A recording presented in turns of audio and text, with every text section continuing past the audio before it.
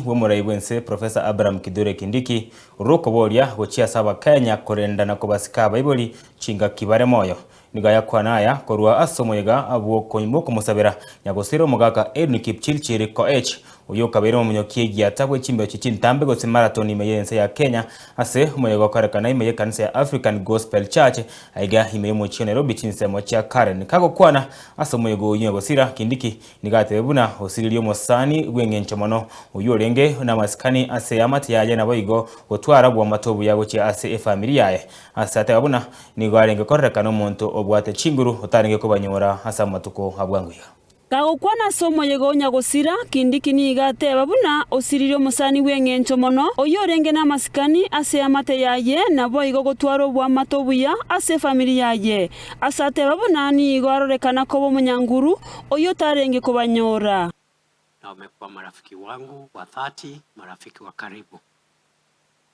Na nilikutana na mzee hata siku ile tuliapishwa kuwa mawaziri, mimi na Davis siku hiyo akiapishwa kama waziri wa Kawi na mimi nikiapishwa kama waziri wa usalama wa taifa. Tulikutana na mzee. That time he was 90 years old and he was looking very strong.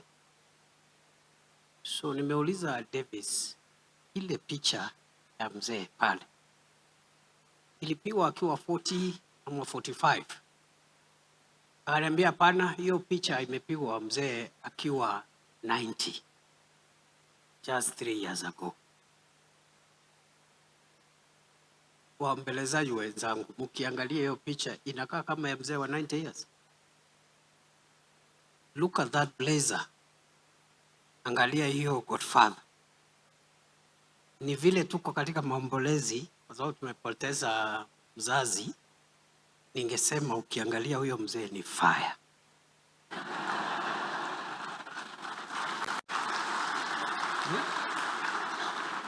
Sinoma sana. Daddy looks 40 by the grace of God. Alijiweka vizuri, aliweka nidhamu, hakuharibu maisha yake na mambo mengi ambayo yanatusumbua siku hizi. And this is a challenge for all of us who are looking older than our time to learn from the good example of our dad. Tinga kiechecho nigo monogeri webunge ya Senate Amason King atogie nyagosira asatebire buna niga menyeta senchera yo bwegenwa na gotwara masisenia atarine kerengo asarwe ngora yaye otia se amate na goteba buna tigatumuka somorembe makubwa kupoteza mzee katika boma. Na ukiangalia wasifa wa mzee mwenda zake, kimombo eulogy, mzee siku ya leo japo kwa majonzi, lakini ni vizuri kufurahia na kumpongeza Mwenyezi Mungu kwa kutupatia mzee huyu kwa hiyo miaka yote.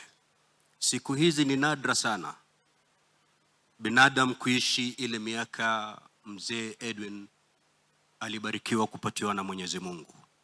Kwa hivyo japo kuna majonzi, lakini katika majonzi haya tuchukue wakati kumshukuru Mwenyezi Mungu kwa kutupatia mzee huyu kwa miaka hiyo yote alotupatia.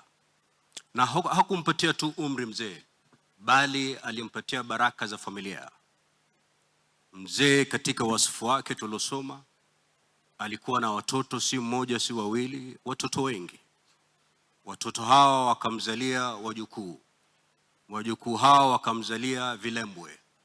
Vilembwe hivi vikamzalia vilembwe keza. Kwa hivyo ni mzee ambaye alipata baraka nyingi kutoka kwa Mwenyezi Mungu, na hivi leo japo kwa machozi ni vizuri tumwangalie ama tumregee Mwenyezi Mungu kwa shukrani kubwa kumpatia mzee huyo.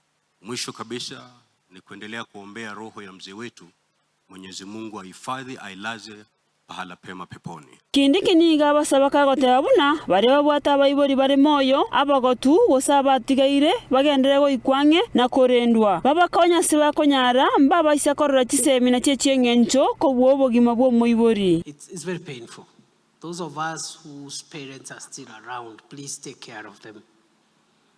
And the elders we still have around, please, please, don't abandon us. Okay? Advise us, help us when you're still around. Don't fear us. It doesn't matter the offices we hold. It doesn't matter the universities we've attended, the degrees we have. There is a school called the School of Life. And the only teacher in that School of Life is a parent, is an older person.